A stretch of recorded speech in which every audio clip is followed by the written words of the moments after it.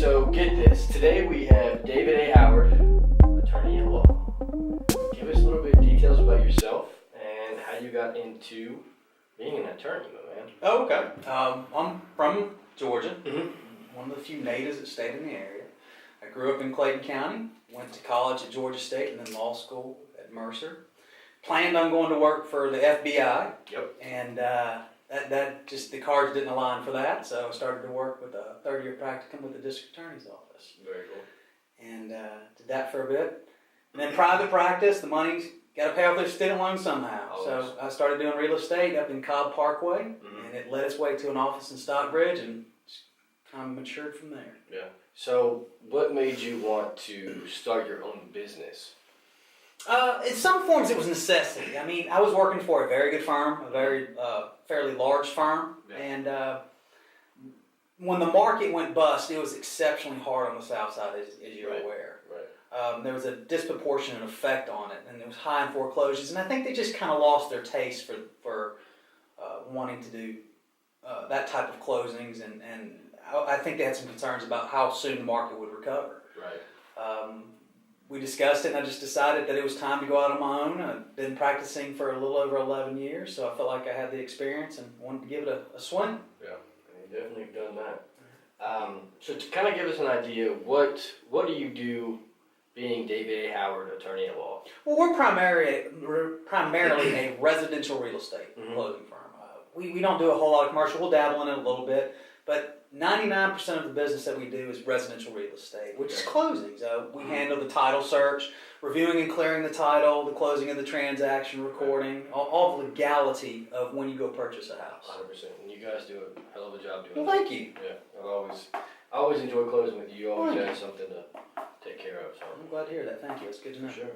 So what do you like most about being, either in law or selling, not selling real estate, but being a mediator in the sale of real estate? Well, that's kind of two separate questions. Yep. To answer it, I love the law. I always have. I've always found the law fascinating. Right. The interpretation of the law, how time and history affects the way we interpret from a constitutional perspective, all the way down to local municipalities and ordinances. The law is just a fascinating subject to me. What I like about this part of the job is the people. I know that sounds crazy, but I enjoy meeting new people. I get to meet new people that are added to our community every single day. Right. And it's great. You get to see people from all walks of life who come from other places, other countries, other perspectives, and it really expands the way that you get to see humanity. It's really a cool thing to do, to get to see people in their comfort level, and you get them talking about their jobs and what they enjoy and what they like to do. And a lot of times it's something you know nothing about, just to hear somebody else talk about it, and you're like, wow, that's really cool. So I feel like you get to know people in the community, you get to know perspectives that you would not normally see. Right. And that's true. I mean, that's basically, the same reason Absolutely. why I enjoy real estate is for that exact same reason. You get to meet someone new almost every day, and it drives that hunger to understand people, which is that's hard in itself, but it's definitely there. So what is one thing that you strive for in business? Well, and there's always ways to do things. Right. I see this in every profession. Every profession has ways to do things. Yeah. At the end of the day, though, there's always a right way to do something. 100%. I want my firm to do it the right way. I see other businesses that I feel like cut corners, not necessarily law firms, but just businesses that cut corners. Right. I never want to be part of that. I never want to be an organization that cuts corners. Sometimes you have to do it the hard way, but the right way is not always the hard way. Right. Most of the time, the right way leads to the easiest path. Yeah. So at the end of the day, professionally, I want to do it the right way, no matter what it is, whether it's a closing or a title search for somebody, whether we're representing an investor on a purchase, whether we're researching title for somebody who's handling some estate stuff, whatever it is, I want to make sure we do it once and we do it right. And I think that point blank says everything that I've learned about you and from being around you. That's that comes from the way that you carry yourself, and everything that you do is really driven through that. Well, thank you. That's very nice. noticeable. Very kind of you say. You're very welcome. I'm getting a phone call, and it is You're popular. Yeah, especially today. So we dove into that, and is there anything else that you want to go further into detail on that, or? Well, I think one thing that separates us from a lot of other firms was the way I was trained. I once again, I was trained by a fairly large firm, and they really indoctrinated in us early on. The attorney needs to be involved in every aspect of the transaction. Right. And I remember when I went to work for them, that was strange because all the other firms I'd worked for had not done that. Right. So I was really impressed with that mindset, and I completely adopted that. Whether it's the title search, the title clearance, you have an attorney involved in every phase of this transaction. So if an issue occurs, you bring something to the table. Most of the time, it's not something that I haven't already been made aware of. It's not something that I'm not already working on. Right. So there's no look of a deer in headlights. Right. So I think that's one thing that sets us apart from a lot of businesses in this area, that from the top to the bottom, you have the same people involved in the same transaction. 100%. And when you need something, it's very easy to get a hold of you. Good. Or someone that works under you. That's good. And that makes my job a lot easier to make sure that everything is in line for closing. So that's always a big plus. Next thing is, do you have a mentor? We kind of do this. To go back a little bit, we do this in two phases. We talk about your business and what you strive for, because a lot of our listeners like to listen to that. They want to understand, who the business owner is, and then what they strive for and who they are. Sure. So the next little thing is kind of what we dive into, and it gets to know you, and in general just dives into a little bit more depth of who you are. Well, I didn't really follow an attorney growing up, Mm-hmm. or when I got into practice. But of course, there's been mentors in my life. I would be remiss if I didn't first point out my mom and my dad. Right. I mean, learning the work ethic from my father.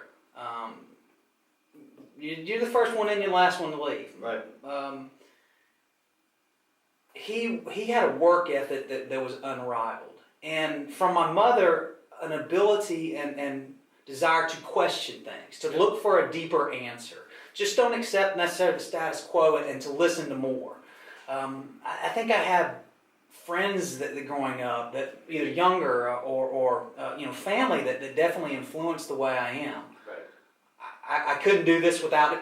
With my mom and my dad, I couldn't do this without my wife, because she is intricately involved in this business. It's a family-owned business. Right. She handles all our HR stuff. So, mentor per se, I've had teachers and parents and Right. things like that definitely structured the person that I became, and I have to thank them. So I would have to include them as my mentors. Okay. So going into that, Mm-hmm. how do you, in your eyes, how do you say, okay, this is someone that I need to follow? Well, I think you find admirable qualities in anything, and it doesn't necessarily have to be within your profession. Right. I think you see, I had a teacher in 11th grade that instilled a love for literature. Right. I've had people that I've worked out with over the years that you just see their heart that just never quit. Right. I think you find qualities that you admire in people, Yeah. and you get around good people. If you're around people that are quality, Right. you can't help but grow right along with them. Right. If you lay down with dogs, you get fleas. If you're 100%. around great people, 100%. you can't help but want to emulate them. Right. So are you big on saying that the top 5 people that you hang around are who you become? Well, I think you can absorb aspects of them. I think at the end of the day, strong people are going to be who they are. Right. But I think if you're smart, Yeah. you'll absorb the best qualities from them, and hopefully that they'll rub off on you, and you'll pick up the things that they do well. Right. And I have a friend that is very good about handling anger. When something occurs that he was unexpected, he's the best I've ever seen about managing that situation. Right. I'm not at his level, but I'd like to be someday. And the best way to be that is, in my opinion, is to see him, watch how he handles it, and grow from it. That's big. So, I like that. Because I think there's always something that you can learn from someone. Absolutely, everyone. Exactly, and whether that person is, maybe not 100% of who you need to be, but there's always something you can pull to say either, okay, well that's something that I don't want to become, and this is something that I do want to become, and then to use that. Well, Bruce Lee's old quote was absorb what's useful. Right. So take what you can use, take what you can make functional, and I think that's a great philosophy to have in life. 100%, I love it. So what is your biggest inspiration? Biggest inspiration. Mm-hmm. I find, and it's so cheesy to see these, but I find individuals who make sacrifices for their family to be a huge inspiration. People that overcome disabilities, whether physical, emotional, mental, whatever it may be, I'm always inspired by individuals like that. I find it amazing to see that the strength that humanity as a whole can overcome. Right. Marcus Aurelius once said there was nothing in life man was not born to endure. 100%. And I'm always amazed at you see people overcoming things that you just say, I hope this never happens to me, but had this happened to me, would I should have the strength? So, those feel-good stories. I'm a sucker for the feel-good stories. I don't like watching television to be depressed. I want to see the true feel-good stories about the best of man. Yeah, and that, I think that a lot of people nowadays, you go into, whether it be social media or the TV or news, there's always that so much of it is just negative content. And if you surround yourself by that, I think your mind takes a whole different turn, and it can have a big negative impact. And negativity seems to stockpile and grow and grow and grow. The old saying, about you have two wolves battling there. Yeah.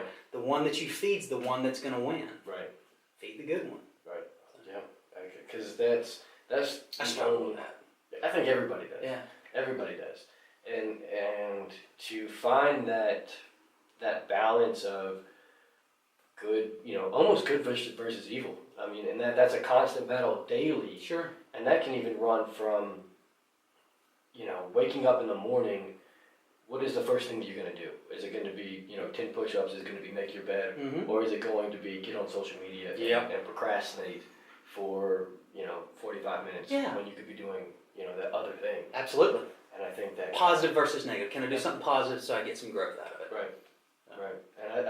And I even find myself daily coming to that. I'm like, okay, well, I can look at my phone, go through my emails real quick, or I can go ahead and, make my bed, get out of bed, and start, doing everything I need to do.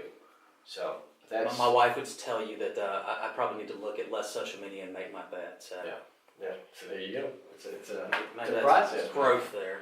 It's a process of growth. So we go into what keeps you going? Pay me.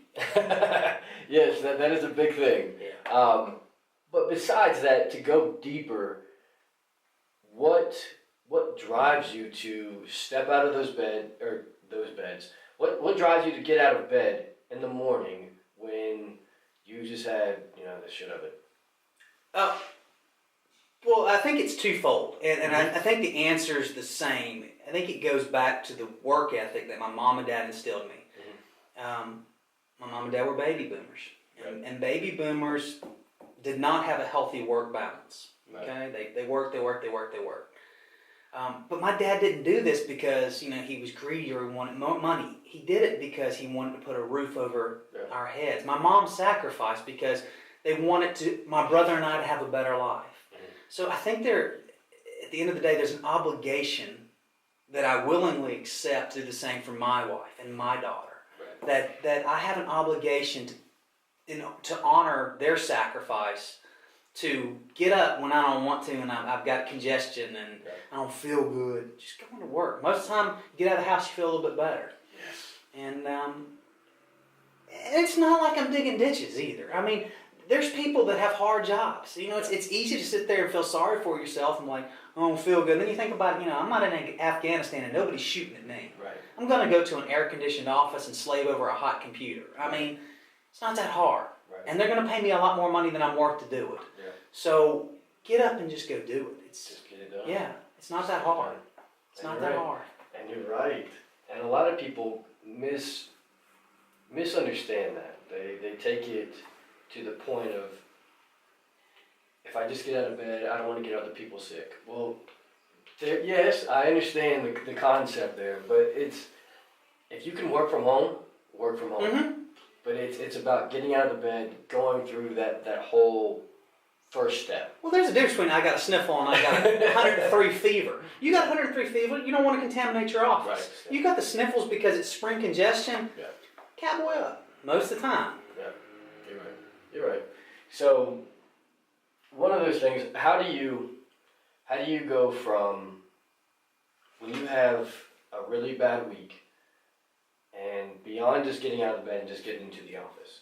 What is that drive to say, other than just work ethic? Because a lot of people, they understand work ethic, but sometimes they get clouded.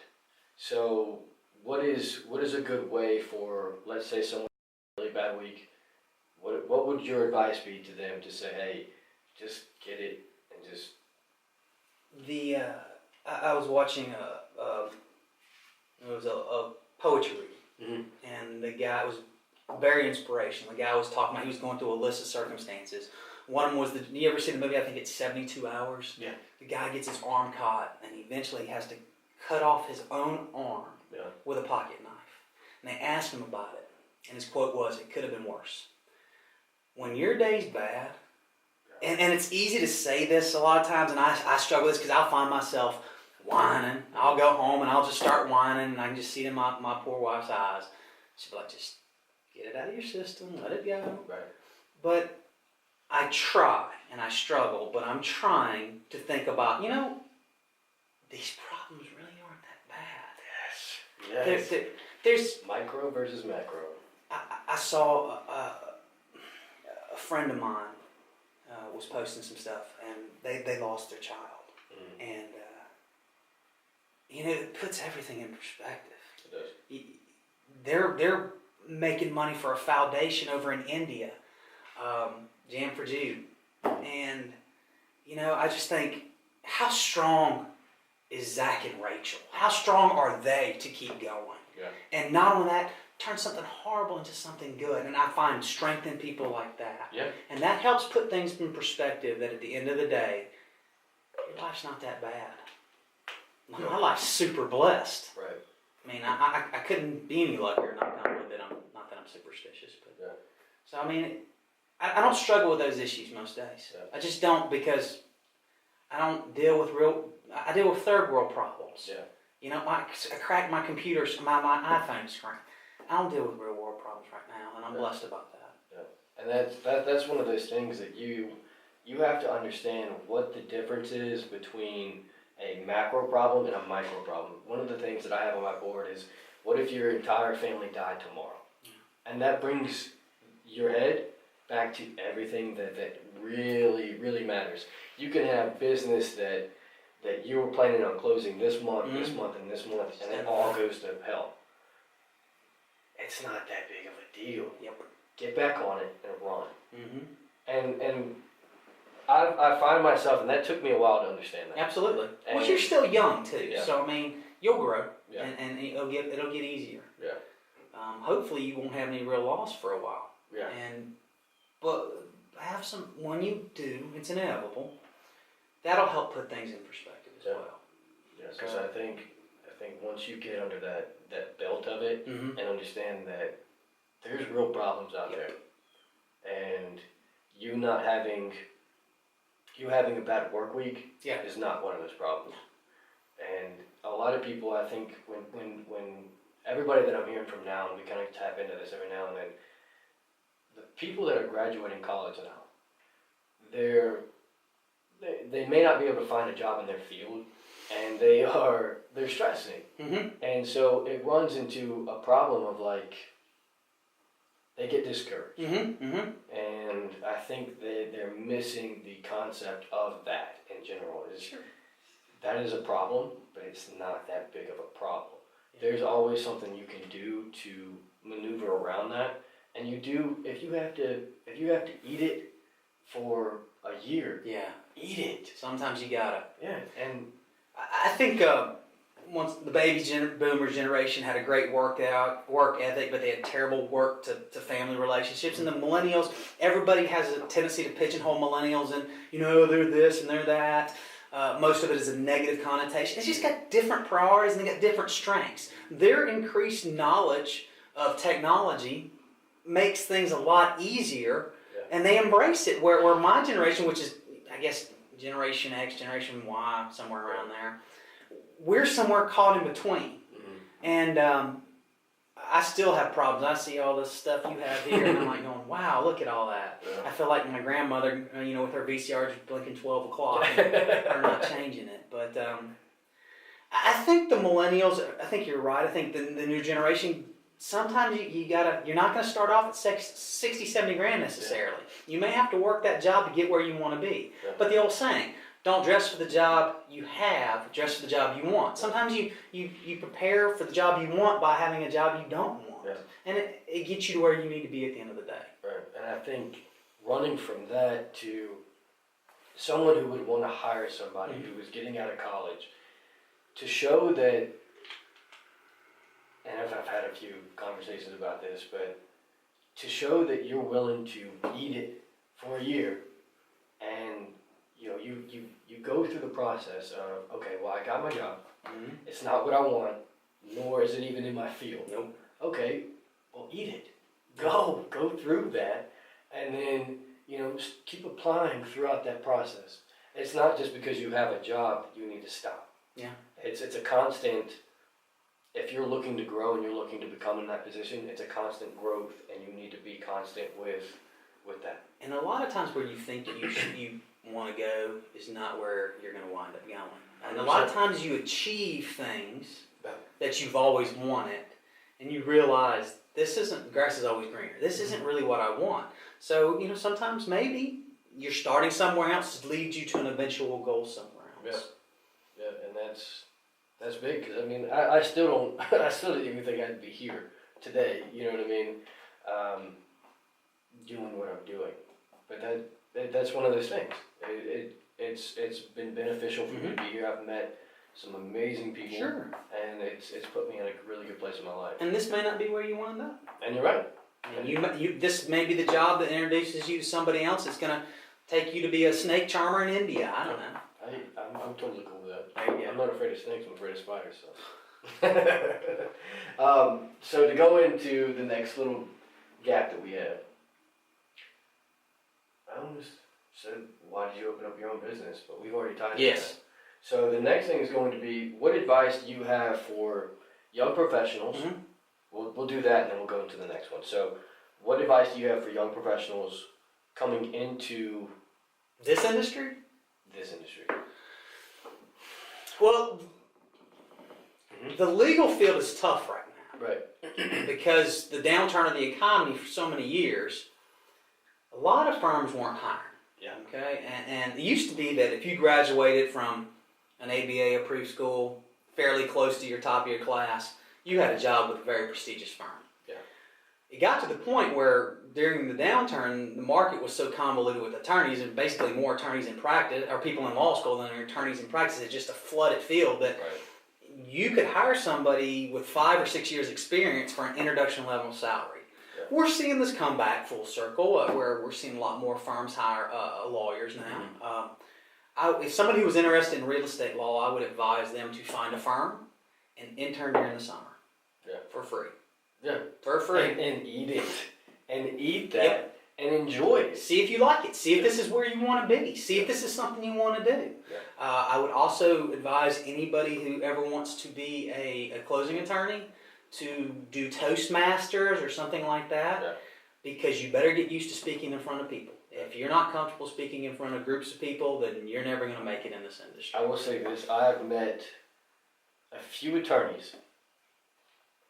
just being in the job field that I am, because we close, Mm-hmm. and when we close, you get to meet different attorneys. Sure.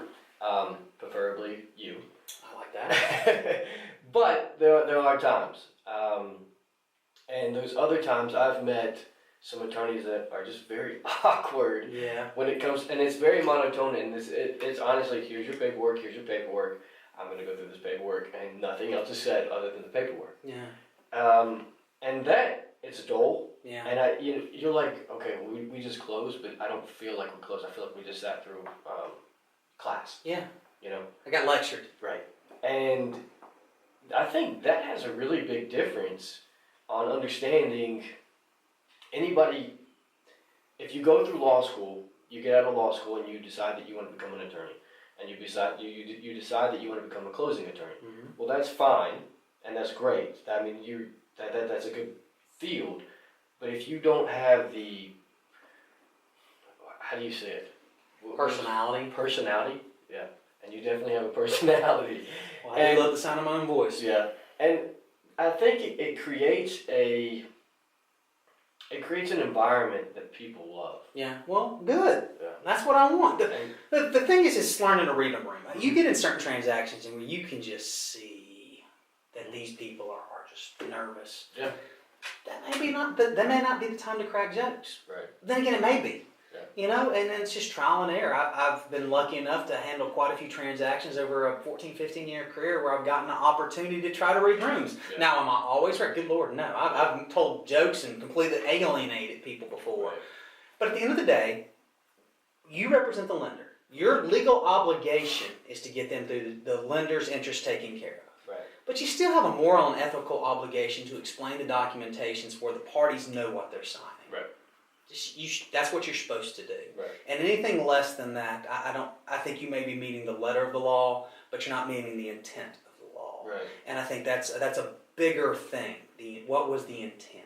Right. So I enjoy the closing process. Once it gets to that point, it's showtime. Yeah. It's an opportunity to talk to people and learn people and find out what they like. Right. I like to ask questions in closing more so than, hey, everybody look at me. Tell me about yourself. Right. Because I like finding out about people. Yeah. It's just a great opportunity to get to know people, and at the same time review documentation and make sure it's signed right. They know what they're signed. They're comfortable where they're at. Because that's your obligation at the end of the day. And you're right. So I want to go into a little bit further into that. Okay. So let's say someone is getting into, because you've played the field. Not only as a closing attorney, but as a prosecutor, correct? Yeah, I was with the district attorney's office. So, it's third-year practicum. Right. I can totally see you. So with that being said, someone who's getting into the law field, mm-hmm. what advice do you have for them to say they may not know what type of law they want to do? Sure. What do you have? Find something you love. Mm-hmm. I mean, find something you're interested in. If you like being outdoors or you want to protect the environment, that's the wonderful thing about the law. It touches almost every aspect of commerce. Right. It touches almost everything. So there's some field of law for you if you want to be a lawyer. You can find it. A lot of it's trial and error. Yeah. The idea of doing family law, that's like nails on a chalkboard to me. Mm-hmm. I have no interest in doing family law. Right. It's not something that I want to do. I see the strife and the anger. I could see why so many family law attorneys have issues on their own, because it takes a very strong person. Out of that, we're still the same concept. So now that we've moved from that, for someone who is getting out of college and is looking to move into their field, mm-hmm.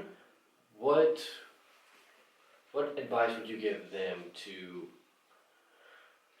whether it be applying for jobs or just figuring out what they want to do? I mean, twofold. Yeah. If there's a field you want to go into, apply for the job, even if you don't qualify. You never know. Yeah. That's what they told me in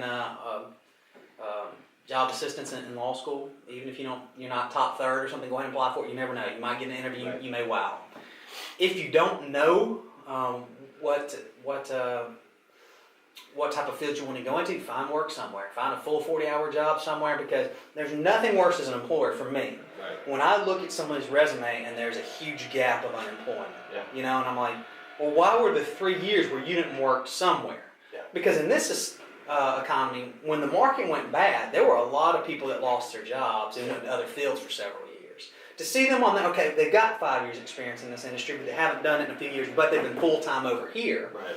Looks a lot better on a resume to me than somebody, you know, like, man, and then to hear, oh, I was just holding out for the perfect job. Well, it must be nice to have a trust fund, because Yeah. I got bills. Right. You know? So I would say find full-time employment somewhere. Right. Okay.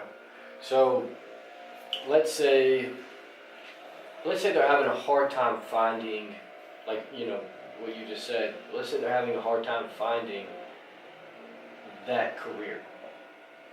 They graduated. They have their degree, and they're still having a hard time finding a job. Well, everybody's hiring right now. I mean, Chick-fil-A's hiring. I see signs everywhere. To hear people that you can't find employment right now, you may not have the job you want, but everybody's hiring right now. Right. We struggled for 4 to 5 months trying to fill a role for a closer. Yeah. So everyone's hiring. I see it on Indeed. You may not have the job you want, but if you want to work, you can find a job. Yeah, it might be customer service at Kohl's. Mm-hmm. And I don't want to do that. Well, do you want to work? And it's kind of, well, do you want to eat? I want to eat. Well, go get a job. Yeah. So, it's kind of the old rule, though, in my household. You're either in school or you got a job.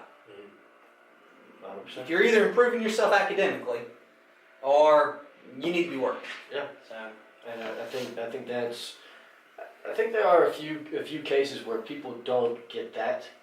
They just don't, either their parents don't give them that option, or they just weren't raised in that idea. And I think when that happens, something gets lost. sure. You know, and because that if you're in school, great, Mm-hmm. you're pushing yourself. But even if you're not in school, you shouldn't be. It's always good to have downtime, but you should have something supplementing your mind or body, in that sense, and you should be working. Yeah. Because if you're not doing one or the other, you're not doing anything. Well, the old adage, you know, idle hands are the devil's tool. Yeah, and you're right. Yeah. Wow, you're right. I'd love to say that's original, but Yeah, I know you would. So going into that and tying everything up, because we are at about 30 minutes or so. So we always do this one thing, that if you could give someone advice, and it doesn't have to be career field, it doesn't have to be anything, what advice would you leave either someone who is coming into work field or coming into, you know, a hard time in their life? It could be anything at all. Lay the hammer down. buy low, sell high. No, And if you do, use that. there you go. Go ahead. You know, it's easy to, when you've lived such a blessed life, to kind of sit back and say, hey, you should do this and you should do that. Mm-hmm. Having suffered a loss fairly recently, I would tell people when they have tough times, grieve the way you need to grieve. Don't let anybody tell you they know how you feel. Yeah. Do what you need to do, but at the end of the day, you got to get up. Mm-hmm. The people that leave us don't want us to stay down. Yeah. You got to get up. And once again, you know, I haven't had the tragedies throughout my whole life that a lot of people have. So I try not to give too much life advice. Mm-hmm. But there's always somebody out there who's willing to listen. There's always somebody out there who's willing to help, whether it's your clergy, whether it's your mom, whether it's your dad, Yeah. whether it's a friend, whether it's a mentor. There's always somebody who will help. Mm-hmm. You can find help. And don't be afraid to ask for it. Yeah. So, 100. Cool. Well, we're gonna wrap it up there. thank you for having me. Always, man. It's a pleasure. We're gonna give all your details in the description. Good We deal. might even run them on the full document, so it'll be good. I appreciate it. Of course. I will tie it up. Outro. Good deal, brother. It worked. Man, that was good.